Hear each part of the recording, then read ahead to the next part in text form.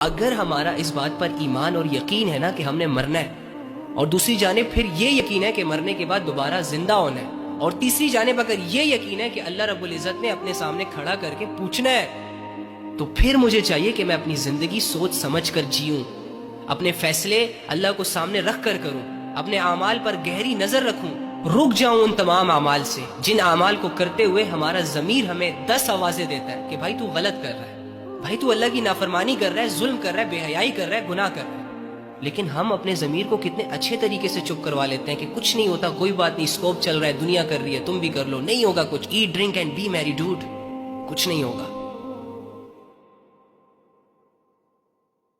جس طریقے سے میں اور تم اپنی زندگی گزار رہے ہیں، جو اعمال ہم کر رہے ہیں، کیا یہ اعمال ہم اللہ رب العزت کے سامنے رکھ سکتے ہیں؟ ہماری تو راتیں گھنونی، ہمارے تو دن دھوکے بازیوں میں گزرتے ہیں، زبان سے نکلنے والے الفاظ جھوٹے، دل میں پیدا ہونے والے خیالات گندے، اپنے ہی ہاتھوں سے ہم نے اپنی زندگیوں کو اندھیروں، گمراہیوں اور بے حیائیوں کے حوالے کر دیا۔ یار کیا ہم مریں گے نہیں؟ کیا ہم سب نے آب کوثر پیا ہوا ہے؟